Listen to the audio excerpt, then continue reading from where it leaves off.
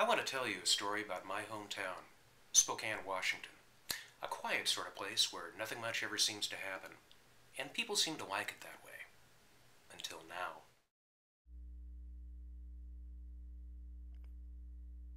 You have to know a little bit about Spokane to understand just how unusual this year's election is. This is Spokane. They call it the heart of the Inland Empire, or at least they used to until the Chamber of Commerce found out that San Bernardino had the same slogan.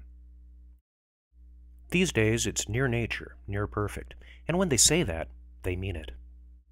There's a waterfall in the heart of the city. Quiet, tree-lined streets. Nice parks. Good schools. Fine dining. And parking lots. Lots and lots of parking lots. It's the kind of city you see when you leave New York or LA, where every day seems pretty much like the one that came before. It's a place where life is beautiful all the time, with trees and flowers and chirping birds.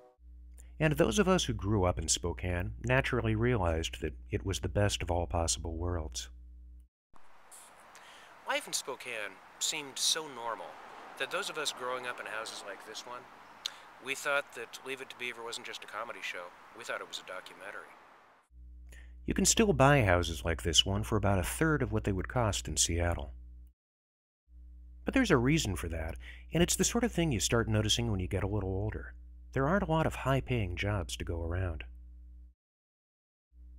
There isn't much industry to speak of, and what little we had went away. But that's just life in Spokane, and if you don't like it, you can move away. In fact, a lot of us did. Now, others might not see it this way, but to me there's a symbol for Spokane's economic troubles, the parking lots of downtown Spokane. Over the last 40 years, about a third of downtown has been demolished for parking lots, and when a parking lot goes in, nothing ever takes its place. This has been a parking lot since 1974.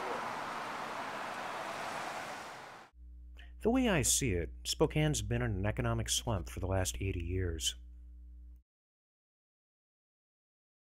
There's an Air Force base on the edge of town that went in the 40s. It pumps about $1 billion a year into the local economy, and heaven help the city if that ever goes away. Spokane's economy isn't exactly in a depression, but it's also not the most vital. And that's why it's so surprising to see something on the Spokane ballot this year, like Proposition 4. It's really not the kind of idea you expect to see emerge from a city like Spokane. It's probably the biggest idea ever to hit local politics, not just here, but anywhere in the country. What it is a set of amendments that would be placed into the city charter, broadly written, and they would amend it the same way that the original Bill of Rights amended the Constitution. What it all means? Well, that's left to the courts to decide.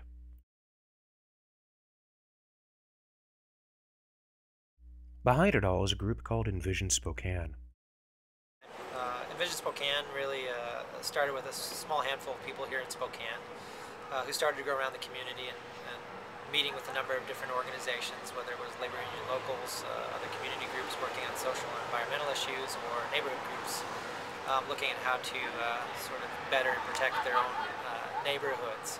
From that, those initial meetings 2 years ago now, a group formed that called itself Envision Spokane, began a much deeper process around these discussions on community issues, community values, and from that formulated a draft version of something they call the Community Bill of Rights. And that Bill of Rights addressed things like the economy, the environment, looking at healthcare and housing, how neighborhoods develop, and how we actually create some pay equity as well as working opportunities for workers here in this community. They opened it up then to a public input process.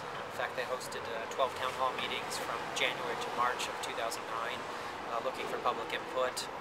Met with a number of city officials, met with other organizations, and looked to shape basically a much stronger, much more clear, much more concise piece of local legislation. In essence, is what the Community Bill of Rights is. What Envision Spokane came up with were a set of rights that really aren't the sort of thing that you normally consider to be rights.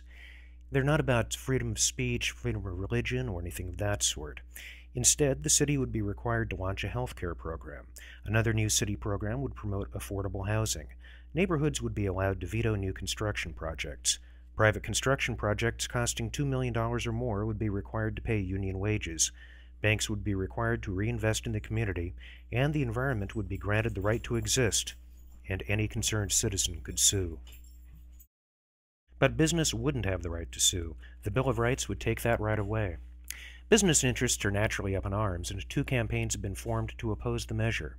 Much of what it would do is probably unconstitutional, they say, but the city would be tied up in court for years trying to defend it. Why do you think that this initiative is coming in the city of Spokane, a fairly liberal initiative in what everybody believes is a fairly conservative city? Why not Eugene? Why not Bellingham? Well, I wish it was. I think, number one, I think they're, from my understanding, and again, this is on the street hearsay, it's by invitation. They were invited here, okay? I think they were enthused that they got an invitation so far away from home in Pennsylvania, and they were invited here, and they had money is here, okay? They've been here a couple of years organizing this thing and have been funded, primarily, I believe, by a local party, and who is now funded 90% of their campaign dollars, okay? Interesting that this is the masses, okay, who demand this. They say the neighborhoods demand this, and that 90% of their funding is from one party, and they have maybe a total of 20 or 25 contributors to their campaign at this late date, kind of. Right, so you believe this is something that's really coming from out of town and is just being used perhaps in Spokane as a test case? Well, I think Spokane's always been a test market for the national companies testing out new products, and so maybe that's these folks think that this is a good place. I guess if you can break through in Spokane, chances are good you can break through just about anywhere. So maybe that's why they've been so careful and taken so much time to put this together. As for me, well, let me step out of my reporter role for a moment. You know, I think that probably Spokane's biggest challenge is trying to find more jobs and a stronger economy. And the more it can do to prevent more of those parking lots from going in, the better off it'll be.